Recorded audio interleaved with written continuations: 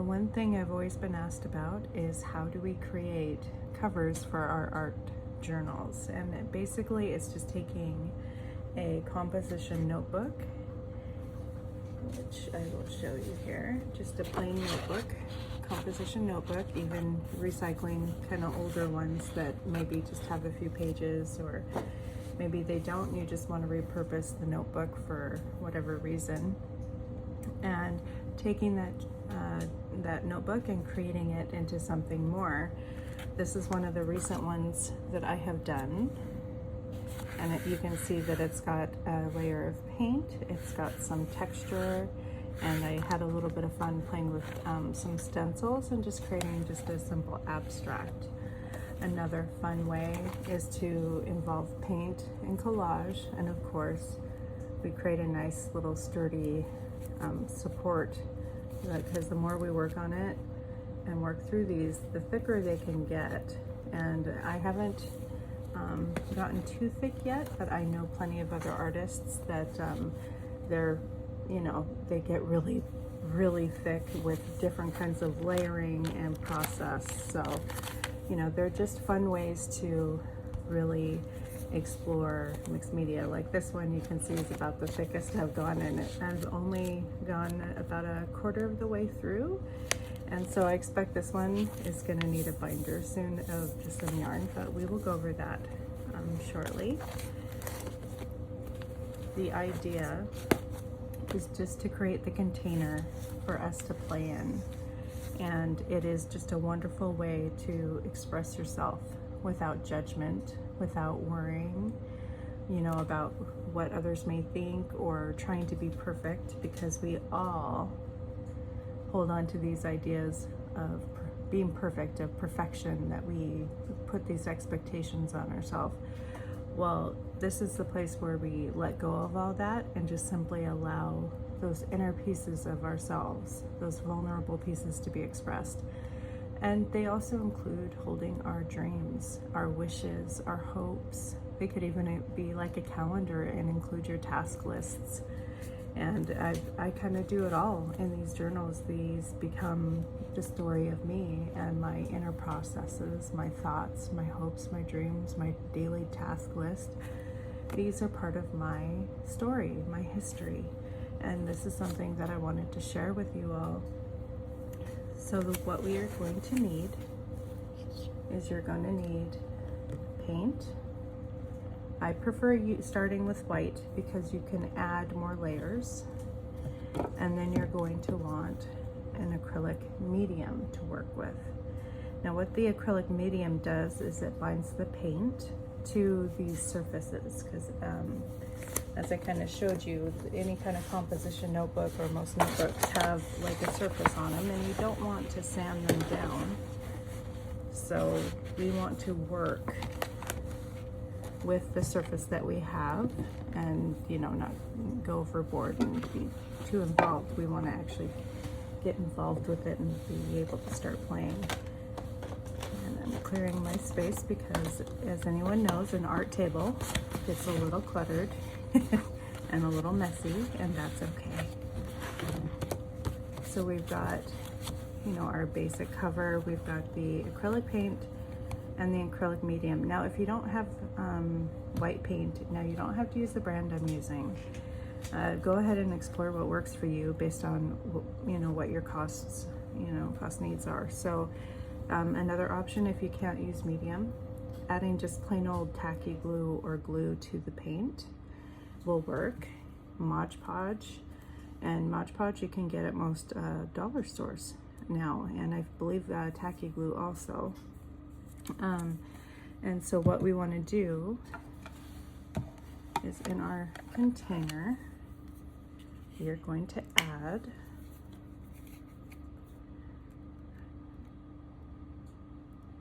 one part of our paint. And I don't add too much because it goes a long way, and I don't know exactly how thick I'm gonna want it, if I want to add more or of a different color. And then I add one part of my acrylic medium. So it's a nice little mess right now, and I do not wet my brush. Okay, try and keep a dry brush. This is just a brush from the dollar store. And I use this to do most of my base work because they're just easy, you know, to replace as they get worn down over time. And I just keep it as simple as possible. And then you just stir that up. And the nice part about this is it makes an automatic glue. So when you do if you want to do like a paint mix with collage, then this acts as a perfect glue, and you can double it as a glue, which is great. And then we're just going to start covering. Oh, and yes, please do add like some kind of paper underneath the cover. You'll want to, let me use this one as an example. You'll want to find this middle part here. That's the middle ground there. And then we just fold it out, lay it flat from that point, and then stick paper under each cover.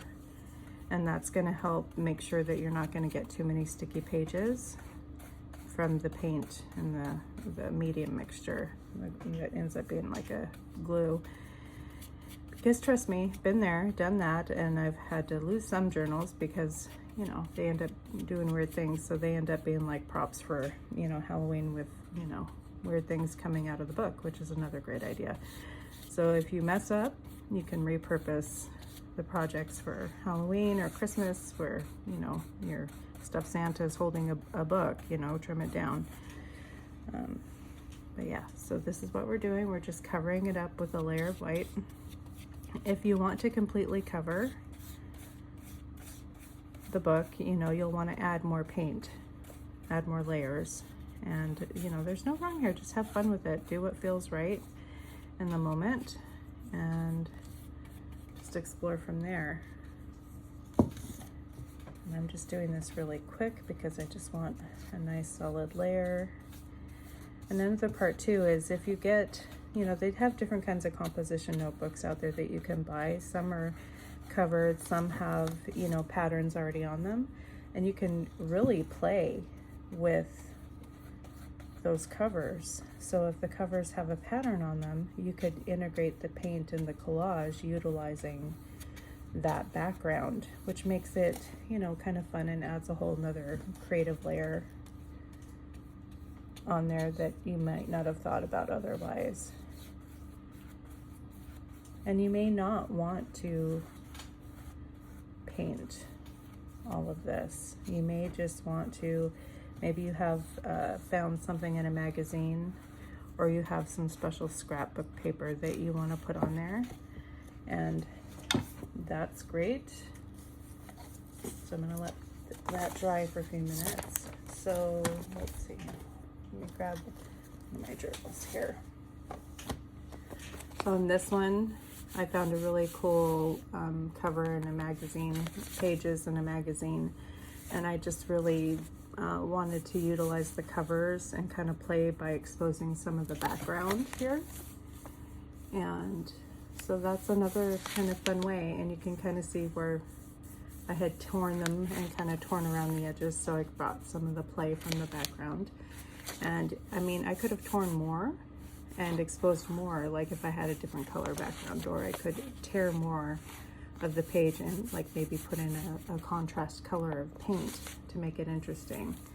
But I love this part here because it brings it more to life. It's showing the use and the story of what's forming. And you do not have to stick with the covers that you create. Your cover can change over time. This one is the perfect example of change over time. So what I started with was the basic kind of pink and hot pinkish kind of color in the journal. You can tell from the background. And then over time, I kept finding elements or images in my magazines and doing collage, and just started adding them to my cover over time using just the basic Mod Podge, or if medium, the acrylic medium, depending on what I had nearby me at the time. And then I would just paint them and put them on, not mixing paint, but just with the plain medium, so it kind of dries clear. Mod Podge is also really great for doing that. And I always tend to have a mate Mod Podge like right near me, so that I'm always adding elements. And you know, sometimes it's about changing. Like this is a journal that I have repurposed and relayered, I think about 3 times. There's actually under layers in there that you can kind of see poking through, and where I just did not feel right with the cover, or as I changed, the cover needed to change with me.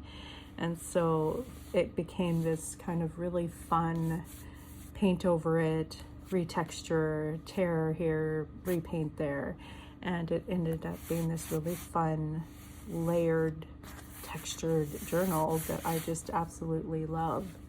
And it's actually one of my favorite journals because I'm able to just see the changes within myself over time. And that's what we're going to be doing together, is just exploring those inner processes and those inner workings of ourselves. Okay, so now that that's a little bit more dry, for me on this one, I will do an example here of adding some color, because I've been wanting to kind of kick things up a bit and add a little bit more color to my work. I've been slowly, as I continue to play with color, it's kind of an interesting thing. I used to be really drawn to a lot of the earth tones, and so they took up a lot of my work, were a lot of these deeper tones. But as I've continued to play with color, I'm really trying to remind myself to step into that play.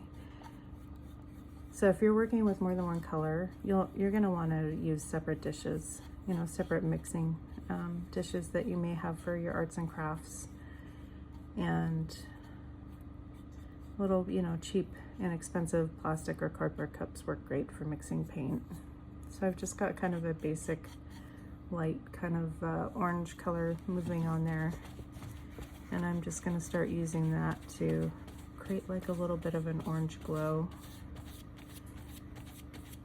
And this isn't going to be like the end result, because when this layer dries, and again, I'm not being serious about it, I'm not trying to completely cover everything that's happening here. I just want to get a layer of color on here. It just feels right. I'm not trying to control the brush. Letting that move.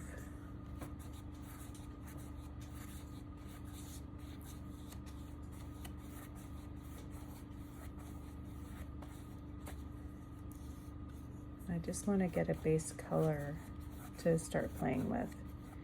And you know, the white, when we look at a color and we're like, this is the color we want, when we mix it with the white, yes, it's going to dull the color. But you know what? That's okay, because this gives us the backbone. And I like to call it backbone because it's the foundation, right? It's the spine of what you're going to work with and what you want to create.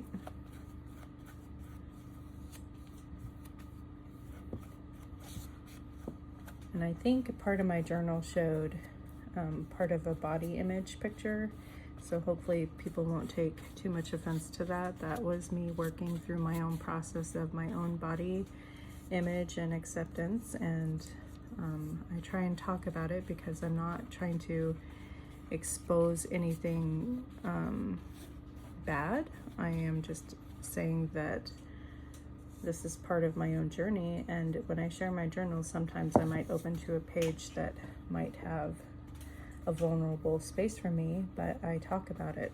So that's what's important. So if there's questions, you know, about anything that you may happen to kind of flip on or see when you look at my art journals, let's talk about it, because a lot of us have those same feelings of our bodies and our body images, and sometimes we get embarrassed or feel shame over some aspects that we may put in our journals, and we may automatically, well, we automatically have the tendency to hide or to destroy it. But I'm asking you not to. What I'm asking you to do is keep it in your journal, because it's a reflection of your own process and your own inner growth. And it may be stuff that, yeah, you may not be proud of it, but you know what? It's been part of your story.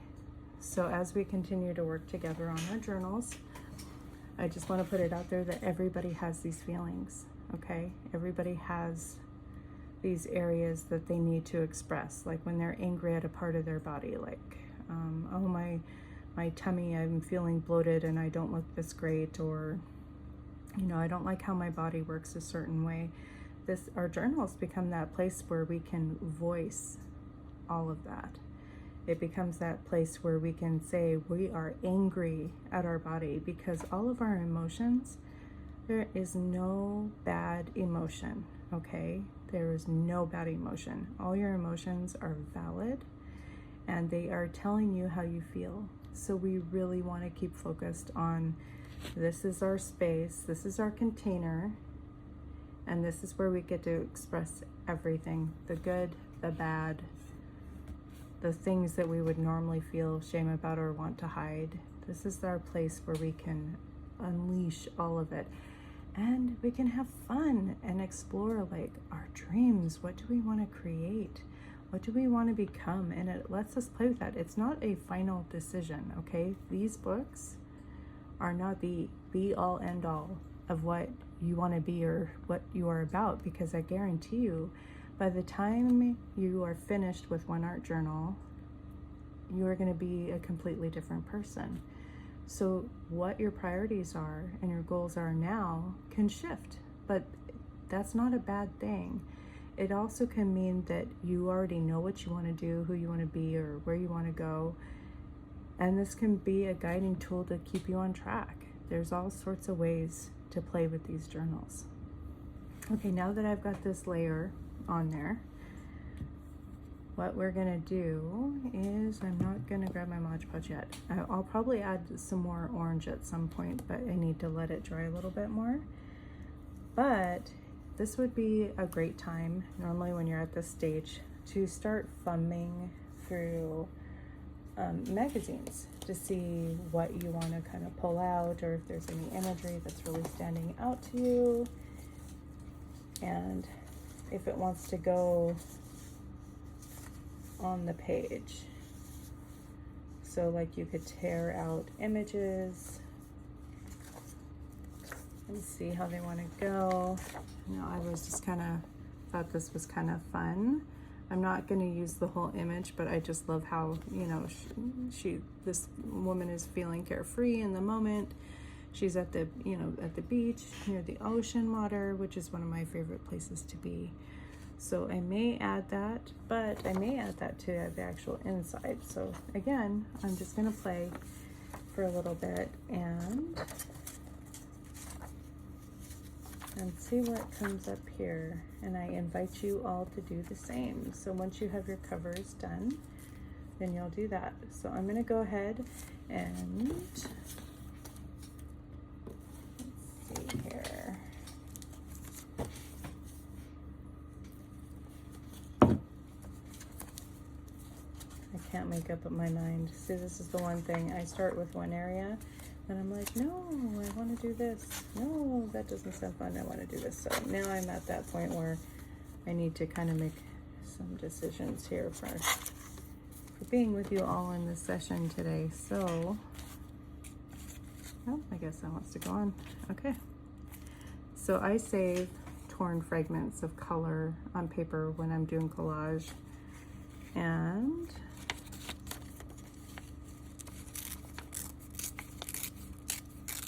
repurpose them because I know I'm going to use them at some point.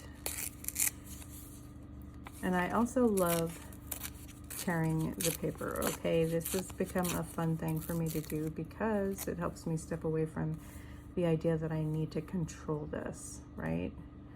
So I just kind of tear at it, and I think I just want to put it here, bookmark this.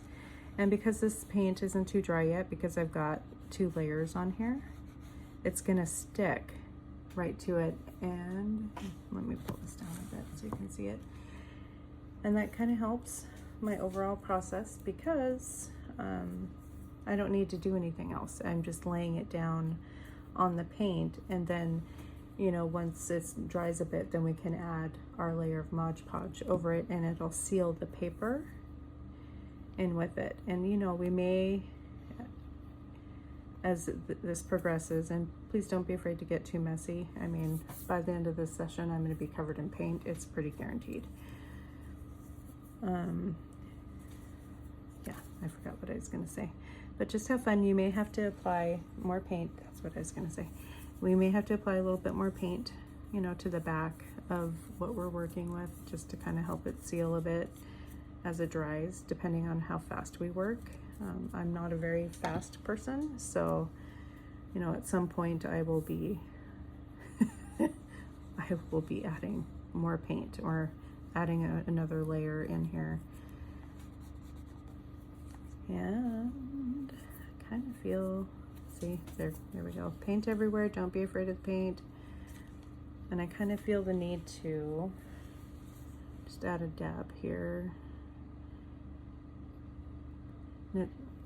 The paint by itself, even if it's mixed on your other brushes, just kind of add a layer. I just feel like having a little fun, just kind of exploring the color.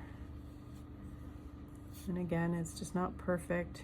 It's just feeling into what wants to be there on the page. I know I want to play with more colors, so I'm opening into that intention of just having a little fun, asking myself to just feel it.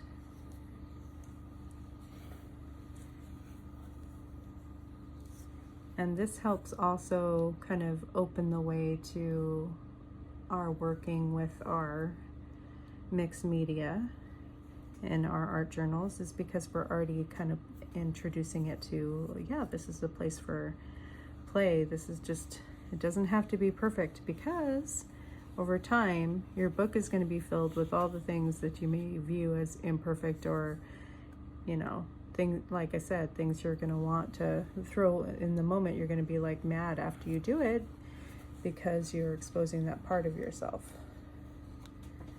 And it's saying, no, don't expose that part of yourself, and it'll want to go away.